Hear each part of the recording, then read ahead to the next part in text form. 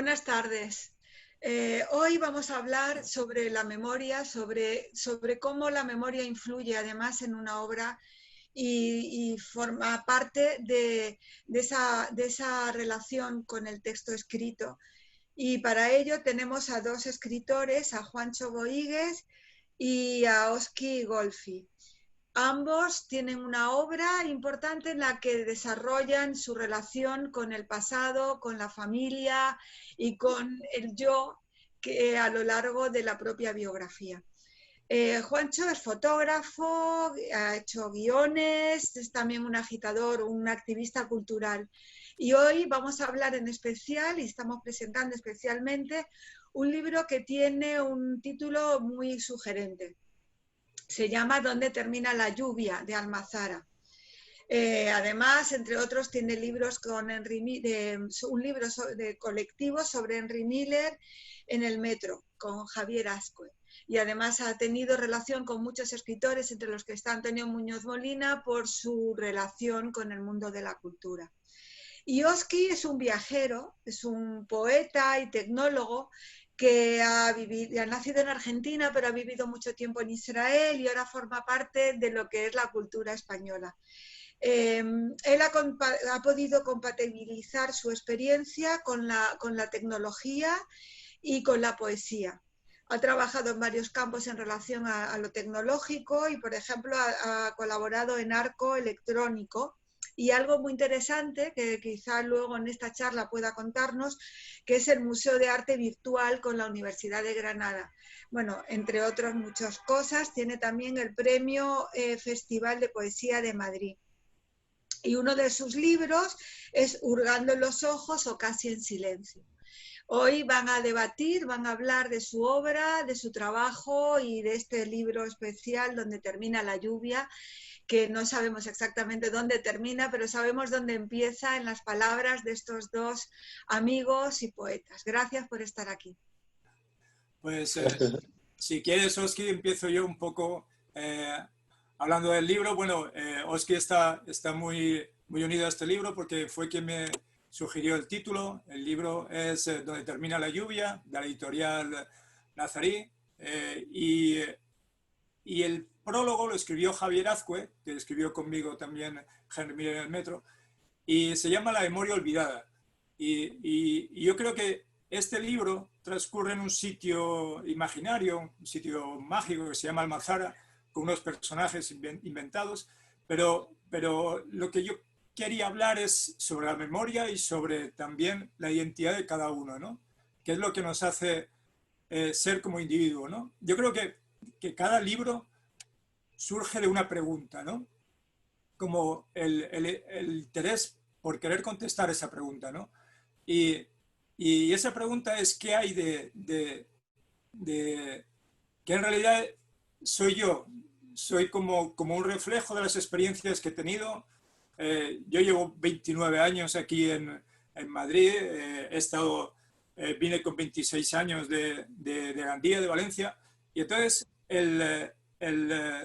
todo esto me siento aquí muy valenciano, y allí en Gandía me siento como muy madrileño. Entonces, este libro es un poco esas vivencias, esas experiencias, y es como empieza el libro con sangre y acaba con luna de sangre, y entonces es un poco hablar de la constitución de la sangre, ¿no? Que está formado por unos elementos que pueden ser, ¿qué son para mí los glóbulos rojos? ¿Qué es para mí el plasma? ¿Qué es para mí el agua? ¿No? Pero me gustaría que Oski hablara un poco sobre el título que es la aportación de él, y, y que tenía como dos, escuché ese título y lo cambié todo.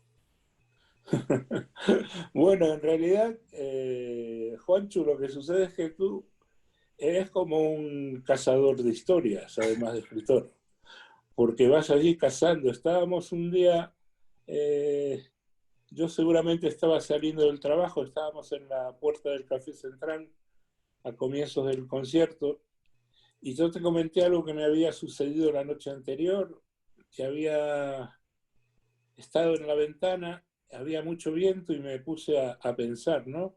¿dónde comienza el viento? ¿No? Porque no me va llegando, pero ¿dónde comienza? ¿Dónde Luego comienza el sigue... viento? ¿Dónde termina la lluvia? No, ese fue un relato posterior que te conté que a partir del viento, que había estado en un sitio en el campo haciendo unas actividades y notamos que unos amigos que estaban un poco lejos no estaban, no se estaban mojando, ¿no?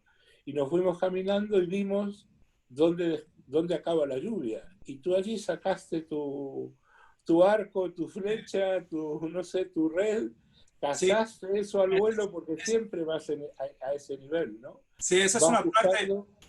Luego también, yo estaba en el café comercial y de repente fue curioso porque hubo como estaba lloviendo, se puso a llover, pero justamente donde yo estaba se paró la lluvia, ¿no? Había como una cortina con agua y una cortina con sol. Tú sabes que la lluvia tiene que terminar a Sí, algún lado. sí, sí, sí. Entonces yo estaba en el centro y yo veía gente que se estaba mojando y de repente había gente que estaba sol, ¿no? Y un poco también es hablar de por qué hay gente que siempre les está lloviendo encima y hay gente que siempre está con el sol, ¿no? Y entonces, cuando tú me dijiste ese título, dije, es esto lo que quiero contar. Pero, pero yo creo que es un poco eso, es de esas vivencias que marca una persona, ¿no? ¿Cuál es la identidad? Y por eso hablamos mucho de la memoria. Yo siempre te pregunto, ¿de dónde eres, Oski? Bueno, Porque no tus padres... importa, yo creo que eres tú más personaje hoy. A mí cuando me comentaste que íbamos a hacer esto en Casa Sefarad, dije, yo no sé si lo hizo a posta Juanchu, pero le salió redondo, porque Sefarad es un sitio en la memoria, ¿no?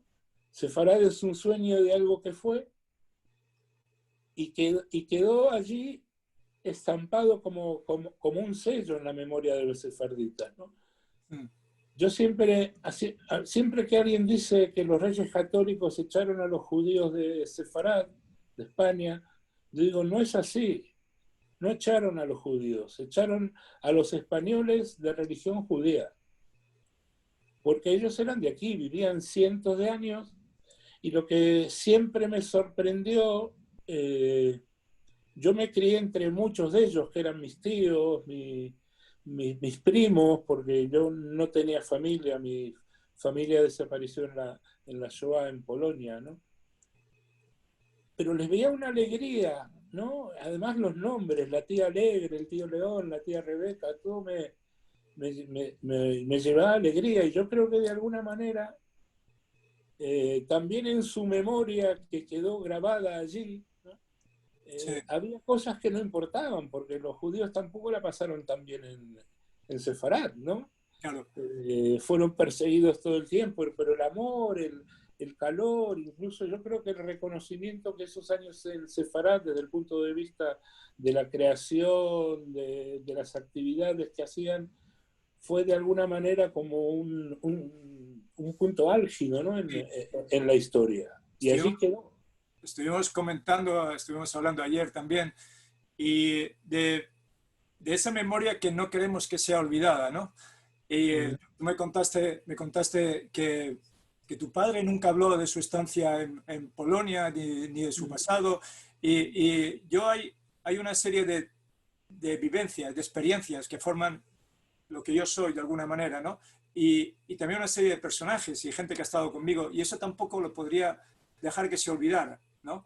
Y comentaste que tu padre siempre guardó silencio por eso, ¿no? Sí, bueno, es que no es la misma situación, Juancho. Yo creo que eso ha pasado no solamente con el tema de la Shoah, sino con muchas situaciones muy difíciles que pasó gente por diferentes pueblos. Había poco de qué rememorar y en muchos quedaba también la sensación de por qué yo estoy vivo y mi familia no. Mi padre fue el único de la familia que pudo salir de allí y un día, no sabemos cómo, un día alguien le dijo, te has quedado solo en el mundo, ¿no? Sí, pero fue el único que pudo salir porque solamente tenían dinero para pagar el viaje. Seguramente, tampoco estamos seguros, pero seguramente sí. O sea, lo que ha logrado o lo que intentó el fenómeno nazi, el fenómeno no, la catástrofe nazi en el mundo, fue quitarnos las historias. Yo te diré que ninguno, nunca fuimos capaces de visitar el pueblo de mi padre. Sí. Y el único que lo hizo fue mi hijo mayor. Y un día estaba en Erasmus en Portugal y dijo, me voy a Mesrich, me voy al pueblo del abuelo. Y estuvo allí, estuvo recorriendo, buscando en papeles, buscando, encontró la casa que había sido de mi padre, que ahora es de un señor alemán. Pero no había historia allí, fuera de unos papeles que nos dejaron algunas dudas por temas de apellidos, de direcciones y Sí, cosas, pero nos robaron esa memoria. sí. Y, Sin embargo, los sefarditas tienen memoria. hombre, Y te diré, yo de pequeño, bueno, recuerdo mi abuelo materno sí que vivía en Uruguay y yo iba con él en vacaciones, iba los viernes y sábados a la sinagoga, ¿no? Y la sinagoga Ashkenazí, digamos la polaca, la de los países del este, de los judíos, son sitios oscuros, con mucho terciopelo. Cuando sacan el libro de la Torá, se ve todo con terciopelo, oscuras y todo. Sin embargo, el tío León en Buenos Aires me llevaba al templo sefardí, a uno de los más grandes. Y allí todo era ventanales, luz. Era una experiencia totalmente diferente. Cuando sacaron el libro de la Torá, era lleno de plata y piedras preciosas, era, sí, sí. no sé, flores de ruda, echando olor, ¿no? Como que los sefarditas sí tenían una patria para echar de menos y estar orgullosos. Los judíos no tenían. O sea, Sí, aquellos que venían de Polonia, de Rusia, perseguidos por los pogroms y todo, no tenían y les tenían la cultura, ¿no? sí. La cultura, la comida. Hay hay una escritora que me gusta mucho, que es Achiwanda Ngozi Adine, que dice que, que el silencio es algo que no podemos permitirnos. Entonces, yo creo las historias que forman parte de una persona es como que, que tienen que surgir, no puedes dejar que la memoria se olvide, ¿no? Lo decía también Benedetti, ¿no? Con la memoria del olvido. Y la portada del libro es, es mi hija. Y yo creo que este libro también, donde termina la lluvia, de la editorial Nazaríes, es un poco para dejarle algo a ella, ¿no? Para contarle una historia, que conozca la historia de sus abuelos, de dónde viene su padre, ¿no? Y también lo que hay mucho en el libro son aromas, en el sentido de la flor de Zahar, por ejemplo. El otro día estaba paseando yo por la plaza de San Ildefonso y de repente me vino como una fragancia del mar, ¿sabes? Y digo, ¿cómo puede ser que se huela a mar aquí? Pero porque pues igual sería de cualquier sitio, pero me refiero que eso te lleva un montón de cosas, ¿no? Y esos olores, esos sabores, ¿no? Como el capítulo que habla de su carraet, ¿no? A mí me encanta cuando a Que es ellos haces la comparación, le explicas qué diferentes tipos de maderas hay que poner, sí, ¿no? Garrobo, pino, tal. Son muchas sí, sí, maderas. Pero tienes en el socarrete una cosa más particular, que es que, te digo porque yo soy un cocinilla, me gusta cocinar y comida de todos sitios, y explicas que el socarrete hay que poner el oído sobre la sartén para saber cuándo está hecho, ¿no? De alguna forma es como que agregas otra dimensión, ¿no? Otra sí, dimensión. sí, sí. Pero me gustaría profundizar un poco más el tema de la memoria desde algo más básico. Y me iría casi al final del libro, ¿no? Cuando en algún momento tú tienes un sueño, una pesadilla y sientes que te estás muriendo. Bueno, perdón, el personaje siente que se está muriendo, Sí, sí, sí. ¿no? Y no dice, me estoy muriendo, o estoy muriendo. Dice, estic mort. Lo dices en valenciano. Sí. Yo cuando... Es curioso, nunca hablo en valenciano. O sea, pero cuando me cabreo, me sale el valenciano. O sea, eso es como que lo tienes aquí, ¿no? Pero yo creo que Almazara, ese sitio del cual yo hablo y esos personajes que no existen, pero que tienen siempre como vivencias o cosas que sí que son reales, es un sitio imaginario. Yo digo que Almazara, yo creo que todo el mundo tiene un sitio donde le gustaría volver. No, en mi caso es en un sitio, es en la casa de campo, en el yard que se llama El Hogar. Entonces, en una noche oscura, porque no habían chalets a su alrededor, estábamos mi padre y madre y mis hermanos y la luz de la chimenea. Entonces, esa imagen que se me quedó grabada es como, esa es mi Almazara, pero esa Almazara ya no existe porque ya no estamos todos. Pero me refiero que lo que yo digo es que esa Almazara de alguna manera viaja con nosotros, ¿no? Es como si fuera mi páncreas, ¿no? Sí, lo de páncreas bien dicho, ¿no? Pero también dices en un momento, cuando estás allí en Almazara, nada dejé en Madrid, nada tengo en Madrid. Sí, pero luego en otro relato digo, nada tengo aquí, ¿sabes? Es como, yo creo que el libro es una lucha por entender y por saber qué forma parte de ese individuo, ¿no? Cuáles son mis glóbulos rojos, cuáles son mis glóbulos blancos, ¿no? Y una mezcla de entre la memoria y la identidad, ¿no? Sí, bueno, yo quitaría la sangre porque no creo que la sangre tenga que ver mucho con eso. La sangre es igual a la de todos los seres humanos, ¿no? Pero yo me pregunto, ¿por qué tanta agua, Juancho? Sí, El agua purifica, el agua limpia. pero ¿Por qué el, introduces tanta agua? no hablo de agua, hablo sobre la lluvia, Bueno, sobre todo, lluvia es agua. sí, pero sobre todo de la lluvia, porque en Valencia, allí solamente hay 21 días de lluvia al año, o sea, hay 11 meses de sol, o sea, y durante esos 21 días era cuando yo en realidad me sentía vivo. Es como que yo he nacido y donde necesito el viento, la fuerza, la lluvia. Entonces, no, no es lo mismo la lluvia para un gallego que lo que puede ser para un valenciano, ¿no? Mm. Entonces, también la lluvia es un indicio de cambio, ¿no? Donde termina la lluvia, siempre aparece la lluvia cuando es un cambio de estación. Es cuando dejas de ser una parte y te vas a otra, ¿sabes? Y la lluvia también purifica, limpia. Sí. Sí, y también un poco es cuando esa lluvia de alguna manera aparece, es como que si se te diera al mundo una nueva oportunidad. Pero entonces, en tu relato hay Es historias. poético y es poético. Es muy poético y incluso quería señalarte que hay algún capítulo que, que comienza casi como un poema, con Sí. frases muy Lágrimas, cortas. lágrimas, por ejemplo. Sí, sí, sí, que comienza y parecería que estás casi comenzando un relato con poema. Yo recuerdo que Gloria Fernández, que es una gran escritora, siempre empezaba sus talleres de relato con un poema, ¿no? Como que el Sí, bueno, poema es yo como un oráculo. lo Pero yo primero me que refiero escribí fue poema. Lo primero que escribí yo fueron poemas. Lo único que escribía poemas. Y luego me di cuenta de que me estaba un poco prisionero. Pero ese lenguaje lo fui utilizando y fue creando relatos. Relatos de 3, 4, 5 folios.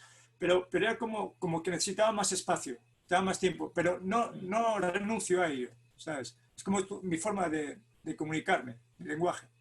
sí, pero hay como capítulos. Tú hablas Sí, de los 21 días de lluvia, ¿no? sí. Pero resulta que Juancho, el personaje, incluso el amor le venía por épocas, porque Carla, su novia, era su novia de junio a septiembre. Sí.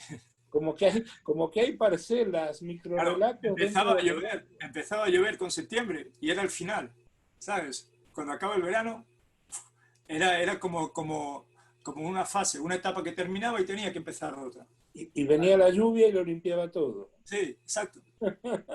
Pero, ¿No? Como que pero, el pero amor es, como que el amor es un fruto, se seca cuando va la lluvia y cuando queda el bulbo debajo de la tierra. sí, Y, pero el significado de la lluvia, te digo, es diferente para cada uno. O sea, yo puedo entender perfectamente que la gente quiera estar 11 meses con sol en Valencia, pero en mi caso no era lo mismo. Yo necesitaba otro tipo de vivencia, ¿sabes? Como salir fuera. Yo me ahogaba, ¿sabes? Eso es como un sentimiento, ¿sabes? Como que necesitaba, de alguna manera, salir fuera, ¿no? y tu tal impulso por regresar, ¿no? Por regresar y ver Bueno, llevo ya, te digo, son 30 años estando aquí en Madrid y solamente yendo un par de días al año. Y al final es como que la mejor forma es no pelearte con lo que tú fuiste, sino un poco aceptarlo, ¿no? O sea, que establezcas una relación con tu pasado y de alguna manera este libro también es una forma de encontrar la voz y decir, bueno, soy una parte de las dos cosas, ¿no? O sea que de alguna manera tu paso de la poesía a la prosa, pregunto, ¿tiene algo que ver con tu necesidad de relatar lo que ha sucedido? Sí, y una necesidad de expresarme. También yo creo que tú lo sabes, tú eres poeta, tú escribes, y también escribes relato y escribes poesía. Entonces, que cada cosa que tú haces tiene un poco su lenguaje y su estilo. Y, ¿Y tu familia cómo veía eso de que te pusieras a escribir cosas tan íntimas? Bueno, yo soy escritor por algo que me dijo mi madre. Mi madre me dijo, no escribas nada porque así las palabras se las lleva el viento. Y yo dije, pues no, voy a ser escritor. No, yo creo que a veces tienes que cortar hilos con tu familia para poder ser tú, ¿no? Y luego volver a reconciliarte, pero creo que es necesario separarte de alguna manera, ¿no? También en el relato alguien te pregunta y tú te quedas casi como sin respuesta. ¿Y cuándo volverá Juanchu? ¿Juanchu volverá? Juanchu nunca se fue. Juanchu nunca se fue. Nunca se fue. En Madrid nunca se fue. No. De allí. No. Hay un relato que acaba diciendo, yo no pertenezco a Madrid. Y hay otro relato que dice, yo no pertenezco a Almazara. Digamos que esto es un puente entre dos formas de vivir, sobre dos formas de ser. Yo creo que es también una forma de... No es un ajuste de cuentas, no, yo hace tiempo que todo eso está solucionado, pero sí es una forma de unirlas, ¿no? Como que de alguna manera tú eres una suma de cosas, ¿no? Y también como una forma de expresarte y de dejar las cosas claras, ¿no? Sí, porque por ejemplo, yo noto cuando tú hablas de esa época, tú mencionas cosas de las cuales suelen hablar la gente ya muy mayor, ¿no? Sí. De que antes el trabajo era trabajo. Soy muy mayor ya, Oscar. Vives menos en Madrid que lo que yo vivo, Juan. O sea que, consólate. No, de que el trabajo es el trabajo, la cercanía a la tierra, la responsabilidad y muchas cosas que hoy a alguien muy joven le dice, qué añoranzas que tienes. ¿Tú añoras esas cosas? De alguna forma, porque de alguna forma representas o muestras un poco la España de esos años, ¿no? Claro, hablas de amigos, por ejemplo, que hablas de una chica allí que al tercero o cuarto novio, ya no recuerdo que tenía, ya se planteaba hacerse monja, por ejemplo. Y yo, la verdad que cuando escucho relatos de amigos, no de esa zona, por ejemplo, de la Castilla más profunda, ¿no? En la Mancha más profunda, siempre aparecen 4 o 5 amigos que terminaron de curas, ¿no? Sí, pero no lo era mismo como la una España muy, muy básica, ¿no? No digo primitiva. La realidad que podamos tener aquí en Madrid, que la realidad que pueda haber en Gandía, que hay como 12 o 15 iglesias, y es como la música de las campanas inunda todos los barrios. ¿Sabes? Sí, bueno, ya se hizo en Madrid. Es otro mundo, es otra forma de ser, es otra forma de expresarte, ¿sabes? Y entonces también es una forma de unir esas dos partes, ¿sabes? Pero sin renunciar a ninguna. Pero tú echas de menos, no hablo de la religión, ¿eh? De la España básica, ¿la echas de menos? No. ¿Piensas que tienen...? Porque a mí, por ejemplo, hay cosas como la cercanía a la tierra, el conocer la naturaleza de una forma que vas absorbiendo olores, colores y todo, me parece algo que ojalá tuviéramos hoy, ¿no? Sí. Y hay otras cosas que no, pero hay algo de esa España que echas de menos, de ese lugar tuyo. Eh, digamos que Mazara es como todo lo que has renunciado, todo lo que has perdido, pero que sin embargo viaja contigo. Es curioso porque mi habitación donde yo nací, donde yo crecí, en la casa de mis padres, no existe. O sea, ha desaparecido. Fue borrada, porque se construyó ahí un baño y desapareció. O sea, no tengo cama, no tengo, no tengo armario, ¿sabes? No, no hay absolutamente nada. Es como que el pasado ya no está. Entonces, no sirve para poder expresarte, para poder utilizarlo, para poder comunicarte, pero teniendo muy claro que no puedes volver, que está dentro de ti. Sí, bueno, eso me pasa también en Madrid. De repente paso por sitios que en mi juventud, yo llegué a Madrid con 20 y pico de años, y hay rincones que me traen mucha memoria, muchos recuerdos preciosos, pero que ya no están. O sea, que sobre eso se ha construido una boutique o cosas, ¿no? Y de repente paso por sitios que hay casas que visitaba muy a menudo y me traen recuerdos, pero hay Bien, cosas en la misma memoria, en el mismo sitio, que han desaparecido. hay un relato que se llama Five Corners, ¿no? Uh-huh. Que habla de esa persona que se pone en un sitio y empieza a mirar las 5 calles que convergen en un punto donde está él, ¿no? Y hace un recorrido por esas calles y dice, está cerrado, esto ya no está, el Andy Warhol, aquí ya no había, aquí había un bar, ha desaparecido. Entonces, es un poco ese recorrido sentimental y afectivo por un sitio, pero también el libro habla del cambio, ¿no? Es como donde termina la lluvia, es como que tienes que aprender que el cambio es crecimiento, ¿sabes? Y que tienes que estar más pensando en lo que va a venir, en el futuro, ¿sabes? Pero apoyándote en el pasado y en lo que tú eres. Sí, de alguna forma, volviendo al tema de los sefarditas, la España que se rememora es la España que ya no existe, ¿no? Claro. Que ni se conoce, ni siquiera se desarrolló la idea, porque los cánticos de esa época, la música sefardí a mí me encanta, pero generalmente habla de cosas buenas, de los recuerdos agradables, ¿no? Yo recuerdo que en mi primer viaje a Turquía, hace ya muchos años, me emocionó hasta las lágrimas porque reconocí en el humor de la gente, reconocí a toda mi familia, entre comillas, turca de Buenos Aires, ¿no? El mismo tipo de humor que venía de forma ancestral de algún sitio, unas alegrías, una música. El libro donde termina la lluvia de Editorial Nazarí tiene mucho humor también. Sí, tú eres muy sarcástico. No, porque parece que esto vaya a ser como muy... No, pero me refiero a que el humor es distancia. Y también el humor es como que lo miras de otra manera. Te afecta menos. ¿Sabes? Como la forma de decir las cosas. Es que el humor, es que hay determinadas situaciones que solo la ficción o el humor las pueden hacer que las sobrellevemos, ¿no? Si tú miras los grandes conflictos, las grandes guerras, los grandes desastres, en principio ha llevado años desde que suceden hasta que en la literatura o en las artes se pueden expresar.